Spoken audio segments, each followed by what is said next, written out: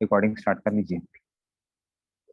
बिस्मिल्लाहिर्रहमानिर्रहीम। अल्लाहुम्मा सल्लि अला मुहम्मद व अला मुहम्मद सल्लल्लाहु अलैहि व आला इब्राहीम इन्नका हमीदुम मजीद।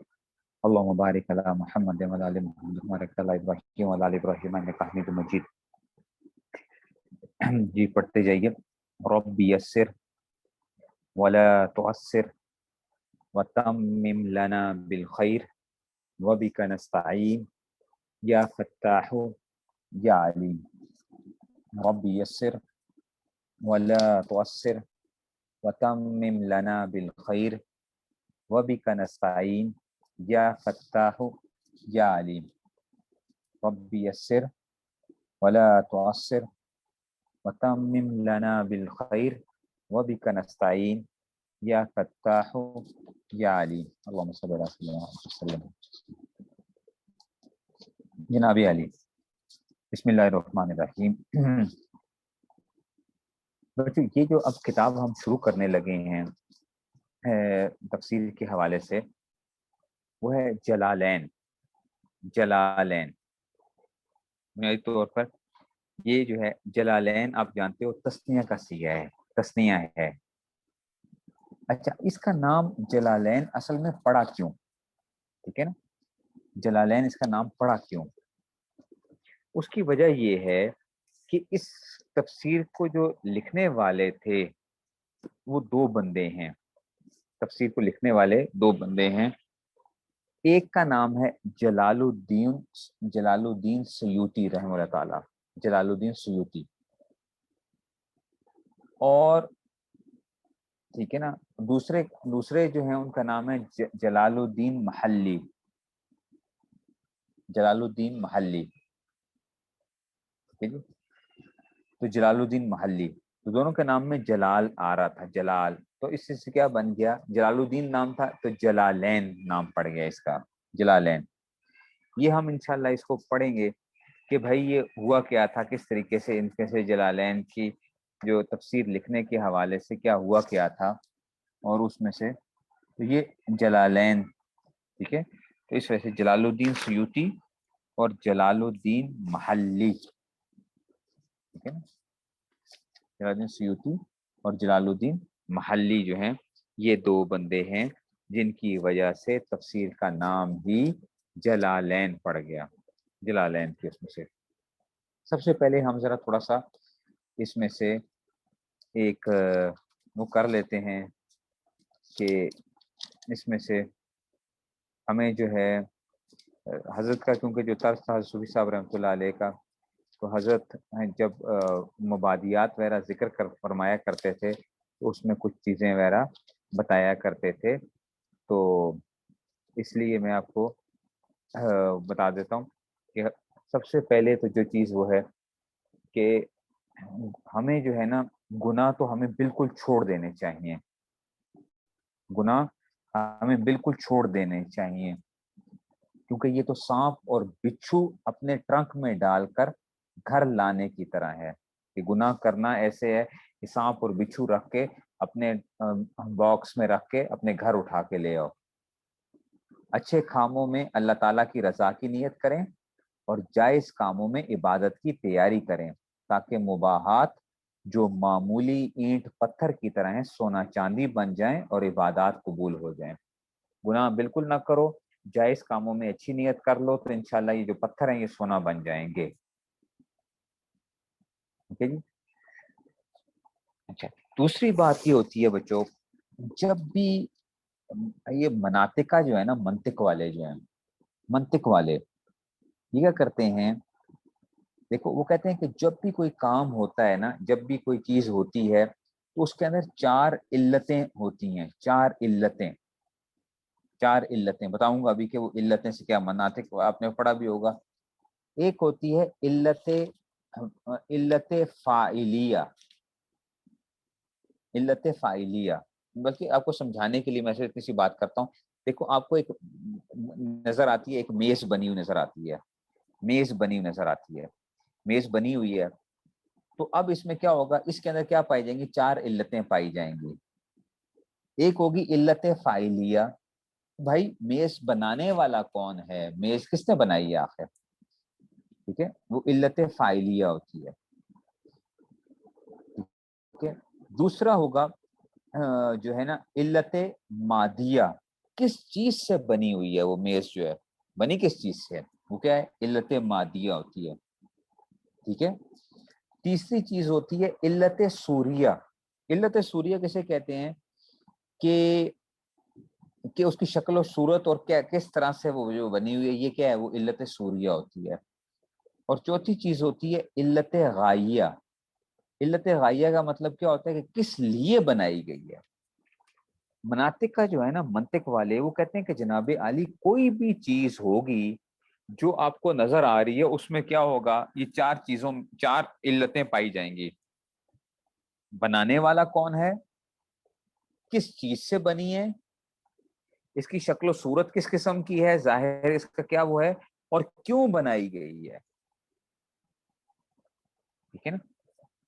تو اب علم دین کے حوالے سے بھی یاد رکھو، علم دین کے اندر بھی ٹھیک ہے نا، علت فاعلیہ، علم دین جب آپ حاصل کرنے کے لیے آئے ہو، علم دین حاصل کرنا چاہتے ہو، ٹھیک ہے نا، تو علت فاعلیہ، وہ علوم کی علت فاعلیہ کون ہوتا ہے، طالب علم ہوتا ہے. طالب علم علم حاصل کرتا ہے نا، وہ علت فاعلیہ، طالب علم جو ہے وہ کیا کرے گا، علم حاصل کرے گا. ٹھیک ہے نا. اور طالب علم کے اندر کیا خصوصیت ہونی چاہیے، طالب علم کے اندر خصوصیت ہونی چاہیے کہ ایک یہ کہ وہ امانت دار ہو، اور دوسری چیز یہ ہے کہ وہ کیا ہونا چاہیے، قوی ہونا چاہیے، استعداد اس کی مضبوط ہونی چاہیے. ان خیر من استاجرت القوی الامین، جو حضرت شعیب علیہ السلام کی بیٹی نے کہا تھا، ان خیر من استاجرت، کہ جس کو آپ لے رہے ہیں، اجارے پر لا رہے ہیں یا کچھ، اس میں کیا ہوئی، دو صفات ہونی چاہیے، قوی بھی ہو اور امین بھی ہو. تو علم دین کا جو طالب علم ہونا چاہیے، اس کے اندر دو خصوصیات ہونی چاہیے، امین ہونا چاہیے، امانت دار ہونا چاہیے، خیانت نہ کرے علم کے اندر. نمبر 2، دوسرا کیا ہونا چاہیے، قوی ہونا چاہیے، اس کی استعداد مضبوط ہونی چاہیے. تو یہ علت فاعلیہ ہے.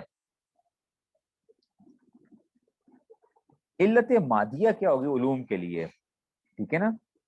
دیکھو علت مادیہ یعنی اسباب اور آلات وغیرہ ہوتے ہیں نا، علت مادیہ اسباب اور آلات. اور آپ کو پتہ ہے کہ جی وہ کیا ہیں، ٹھیک ہے نا، وہ ہمارے پاس پاکستان کے اندر کیا ہیں، مدارس. ٹھیک ہے نا، مدارس کیا ہیں، وہ اس کی علت اور وہ ہیں جہاں پہ علم حاصل کیا جاتا ہے. یہ سارے کے سارے کیا ہوں گے، علت مادیہ علم کے لیے جو ہے مدارس جو ہیں. تیسری علت سوریہ علم کے لیے کیا ہوتی ہے، وہ ہے طرز تعلیم. طرز تعلیم کہ طالب علم کیا کرے، کہ اس کی صورت کیا ہوگی کہ جناب مطالعہ کرے، تکرار کرے، ٹھیک ہے نا، حاضری بر وقت حاضری دے.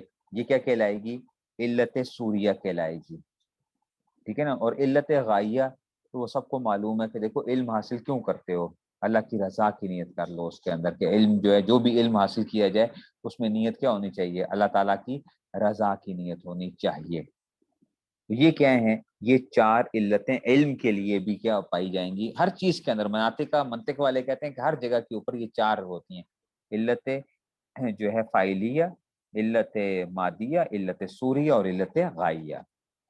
اس میں سے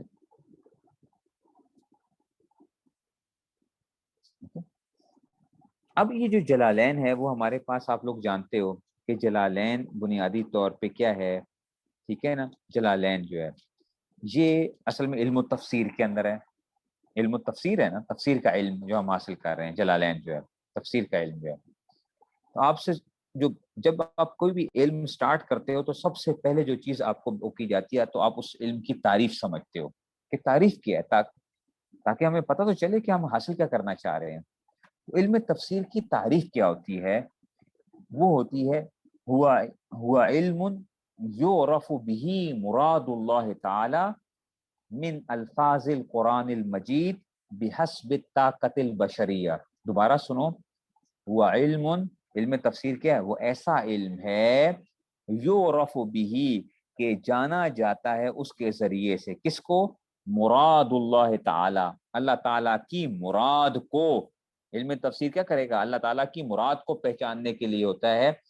کس طرح پہچانتا، کہاں سے، من الفاظ القرآن المجید، قرآن مجید کے الفاظ سے بحسب طاقت البشریہ، ظاہری بات ہے یہ اتنا بڑا علم ہے تو کیا ہے، طاقت بشری، انسان جتنا قرآن کریم کو جو ہے قرآن میں سے جتنا اپنی کوشش کر کے سمجھ کے مطابق لے سکتا ہے وہ لے لے گا، تو یہ اللہ تعالیٰ کی مراد تک پہنچنا ہے، یہ علم تفسیر کی تعریف ہوتی ہے. ٹھیک ہے. نمبر 2، جب بھی علم سٹارٹ کرتے ہو تو آپ کو ایک اور چیز بتائی جاتی ہے، وہ کہتے ہیں کہ اس کا موضوع کیا ہے. موضوع، اس میں کیا پڑھو گے کیا بھائی. موضوع کا مطلب یہ ہے کہ اس کے اندر کیا ہم پڑھ کے رہے ہوں گے.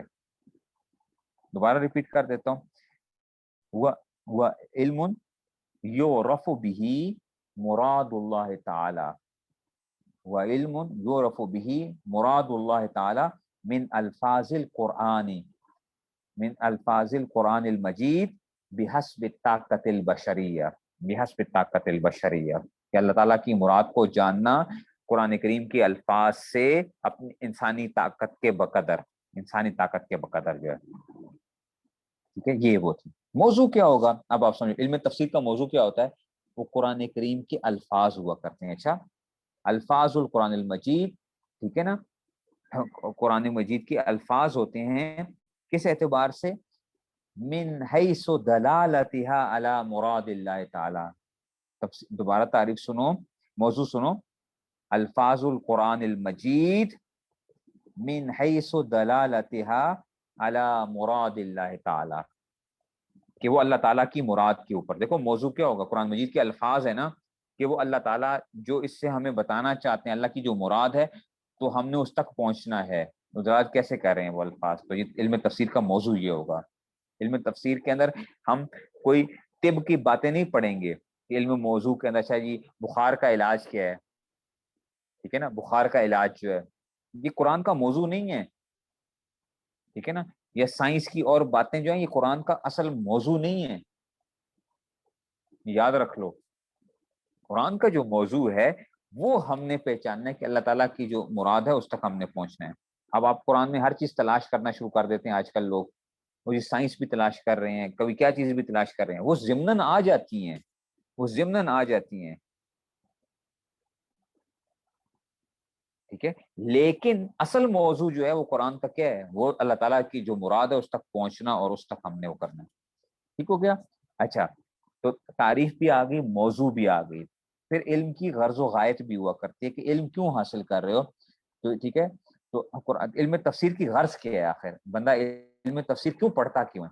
تو غرض کیا ہے، معرفت العقائد، عقائد کو پہچاننا، معرفت العقائد والاحکام والاخلاق لتحصیل رضا اللہ تعالی. ٹھیک ہے نا، دوبارہ سنو، غرض کے علم و تفسیر کی معرفت العقائد والاحکامی، معرفت العقائد والاحکامی والاخلاقی لتحصیل رضا اللہ تعالی. کیا ہے، عقائد کو پہچاننا. قرآن تفسیر کیوں پڑھتے ہو، عقائد کو پہچاننے کے لیے، احکام کو پہچاننے کے لیے، اخلاق کو پہچاننے کے لیے، تاکہ اس کے ذریعے سے ہم اللہ کی رضا حاصل کر سکیں. ٹھیک ہو گیا جی. یہ تو تھا صرف ہم نے علم تفسیر کا ایک عمومی ایک آپ کے سامنے بات رکھی ہے. کل ہم انشاءاللہ پڑھیں گے کہ بھائی جلالین، بنیادی طور پہ یہ جلالین کیوں دو بندوں نے کیوں لکھی تھی، وجہ کیا ہوئی تھی، جلالین دو بندوں نے کیوں لکھی کیوں ہیں. ٹھیک ہے نا، اور کیا ہوا کیا تھا، اور کس طرح لکھی کیسے گئی ہے، ان کے حصے کیا تھے. یہ انشاءاللہ ہم کل وہ کریں گے. تو انشاءاللہ کل 10:30 بجے پھر اپنے اس میں سے ہوگا انشاءاللہ. ٹھیک ہو گیا جی. تو پھر انشاءاللہ سارے ٹائم کے اوپر آئیں، اور یہ انشاءاللہ بڑا ایک اس کی وہ ہے، اس سے انشاءاللہ بڑا فائدہ ہوگا جنہوں نے تھوڑا بہت تفسیر پڑھی ہوئی ہے اور بلاغت وغیرہ پڑھی ہوئی ہے. تو انشاءاللہ اس میں یہ ساری باتیں جو ہیں، کیونکہ ہم اس میں ساری وہ چیزیں وہ پڑھیں گے انشاءاللہ جو ہے اس میں سے. چلیے پھر السلام علیکم و رحمۃ اللہ.